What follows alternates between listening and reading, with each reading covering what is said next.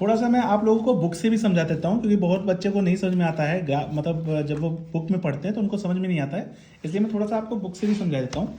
आप ये देखिए, यहाँ पे लिखा है लुक एट द फिगर 3.3, ठीक है। 3.3 फिगर मतलब ये वाली जो मैंने अभी बनाई है, ये 3.3 फिगर। इसमें देखिए, you will read that the 21st June the northern hemisphere is tilted toward the sun. ये नॉर्दर्न हेमिस्फीयर देखिए, इधर टिल्टेड है ना, इस साइड सन की तरफ टिल्टेड है ना नॉर्दर्न हेमिस्फीयर, तो ये रहेगा northern hemisphere is tilted toward the sun. The rays of the sun fall directly on the tropic of cancer. मैंने आपसे कहा ना, रेज कहाँ पड़ रही है, डायरेक्ट ट्रॉपिक ऑफ कैंसर पे पड़ रही है, क्योंकि नॉर्दर्न साइड क्या है, टिल्टेड है cancer. As a result this area receives more light, इसलिए इधर ज्यादा लाइट पड़ रही है। The area near the pole receive less light less heat as the rays of the sun are slanting. अब देखिए इस साइड का जो ये है, ये एरिया, तो वो क्या है, वो स्लैंटिंग रेज पा रहा है, इसलिए वहां पे मतलब लाइट कम पहुंच रही है। The north pole is inclined toward the sun. North pole तो इंक्लाइंड है, वहां तो पहुंच रही है। And places beyond the arctic circle experience the continuous day light for about 6 months. Since a large portion of the northern hemisphere is getting light from the sun, it is summer in the region north of the equator. क्योंकि maximum area क्या कर रहा है, लगातार light पा रहा है, इसलिए इक्वेटर के नॉर्दर्न हेमिस्फीयर में क्या होगा उस टाइम, समर होगा। The longest day and the shortest night at these places occurs on 21st जून। 21 जून को क्या होता है, सबसे लंबा दिन कहा जाता है। At this time in the southern hemisphere all these conditions are reversed. और इस समय पे जो सदर्न हेमिस्फीयर है, इनकी उल्टा कंडीशन होंगी, ठीक है, बिल्कुल। वहां पे it is winter season there, और जब यहाँ पे हमारे यहाँ समर हो रहा होगा तो ऑस्ट्रेलिया में क्या हो रहा होगा, विंटर हो रहा होगा, क्योंकि वो सदर्न हेमिस्फीयर में है, ठीक है। It is winter season, the nights are longer than the days, the position of the earth is called as summer solstice. और इस पोजीशन को हम क्या बोलते हैं, समर सोलिस्टिस, ओके। फिर अब देखिए ऑन 2 दिसंबर जब बात उल्टा आएगी, यहाँ की जब बिल्कुल इस साइड की बात आएगी तो बिल्कुल ही उल्टा हो जाएगा, बिल्कुल ही इस कंडीशन में जब हम आएंगे तो बिल्कुल उल्टा हो जाएगा।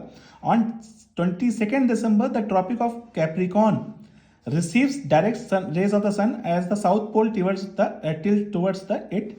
अब देखिए, अब साउथ पोल क्या हुआ, सन की साइड में हो गया। अब देखिए साउथ पोल जो है वो सन की साइड में हो गया है, सदर्न हेमिस्फीयर, इसलिए ये कंटिन्यूअस हीट क्या करेगा, रिसीव करेगा। As the sun rays fall vertically at the tropic of Capricorn. अब यहाँ पे डायरेक्ट लाइट पड़ रही है ना वर्टिकली।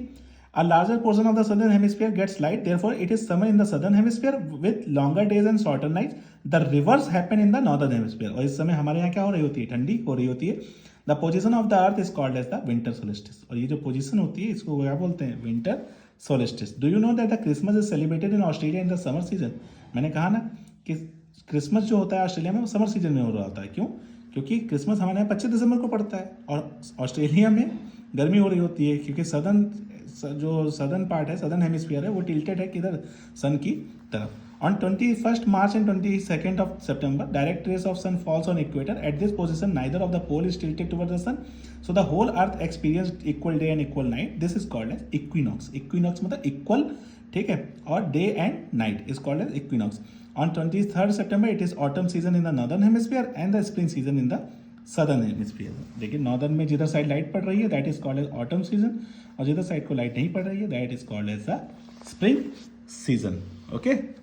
कुछ चीज़ें बताने को रह गई थी, वो मैं बता देता हूँ कि आप इस पार्ट को देखिए, ये पार्ट यहाँ तक लाइट आ रही है, इस पार्ट में लाइट नहीं आ रही है, इस पार्ट में लाइट नहीं आती है। फिर उसके बाद ये पोल रीजन जब ऊपर की तरफ शुरू करता है अपना रेवोल्यूशन, तो देखिए यहाँ से लेकर यहाँ तक, और फिर उसके बाद क्योंकि लाइट तो यहीं तक पहुँच रही है ना, उसके बाद इस पार्ट पे यहाँ पे लाइट आती है। मतलब 6 months ये एरिया क्या रहता है, ये नॉर्थ पोल देखिए है, ये 6 month क्या रहता है, बिल्कुल वहाँ पे लाइट पहुँचती ही नहीं है। और उसके बाद जब यहाँ से लाइट आना शुरू होती है तब देखिए साउथ पोल क्या होता है, अपना डार्कनेस में चला जाता है।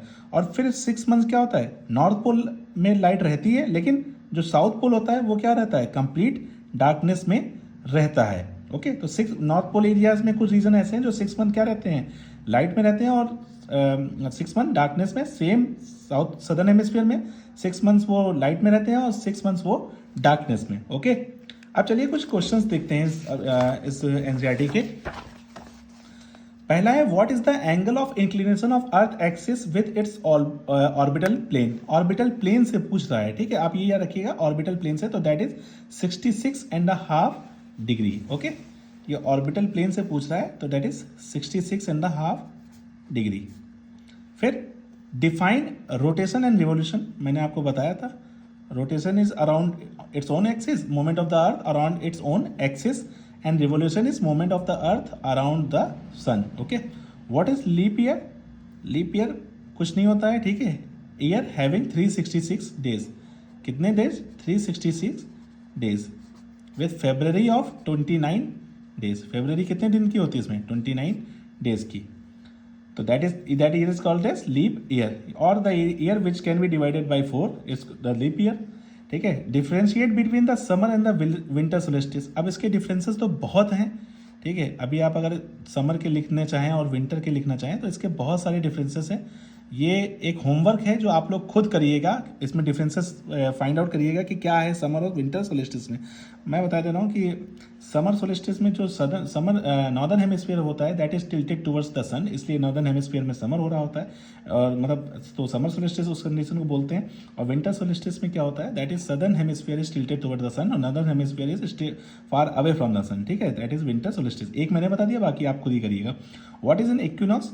when the earth receives equal amount of light and the day and nights are equal, that position is called as equinox. Why does the southern hemisphere experience winter and summer solstice in different times than that of northern hemisphere? northern hemisphere से southern hemisphere क्यों अलग अलग time पे winter और summer solstice face करते हैं? तो उसका रीजन है due to the rotation of the earth and the tiltation of the earth, tilt कर रही है, and due to the revolution of the earth, revolution के कारण प्लस वो जो एक टिल्ट है, ठीक है, उसके कारण क्या होता है, ये दोनों चीजें अलग अलग टाइम पे होती हैं।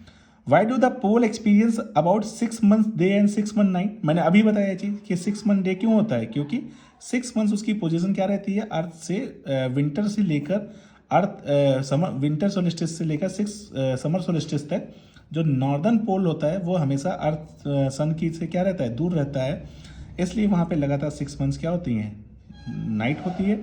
और फिर जब समर सोलिस्टिस के बाद विंटर सोलिस्टिस है उसमें नॉर्थ पोल में 6 मंथ की क्या होती है, हमेशा लाइट बनी रहती है। और सेम बिल्कुल इसका उल्टा होता है किसके, सदर्न हेमिस्फीयर में। ओके, नीचे देखते हैं, the movement of the earth around the sun is called as revolution. Direct rays of the sun falls on the equator. कब पड़ती है इक्वेटर पे डायरेक्ट रेज? बताइए। Direct rays of the sun falls on the equator on 21 June. सही है? नहीं, ये तो ट्रॉपिक ऑफ कैप्रिकॉर्न पे पड़ती है 21 जून को। इक्वेटर पे कब पड़ती है? 21 March. Okay, Christmas is celebrated in summer in Australia, ये तो अभी बताया था। Cycle of season is caused due to the, season क्यों बदलते रहते हैं? रेवोल्यूशन, रोटेशन के कारण नहीं बदलते हैं, रेवोल्यूशन के कारण होते हैं।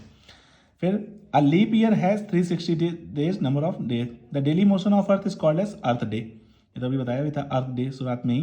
The earth travel around the sun in elliptical orbit.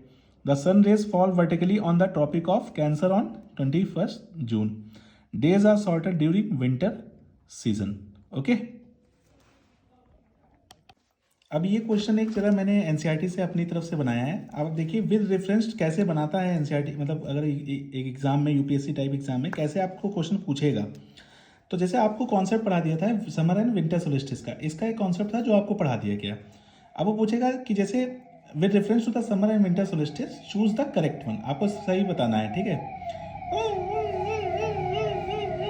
Police वाले की ड्यूटी बिना, देखिए, in winter solstice days are longer in northern hemisphere and vice versa. ठीक है, विंटर सोलिस्टिस में days are longer in northern hemisphere. आपको लगता है कि डेज लॉन्गर होते हैं क्या? ठंडियों में हमारे यहाँ डेज लॉन्गर होते हैं? नहीं, डेज तो उल्टा शॉर्टर होते हैं।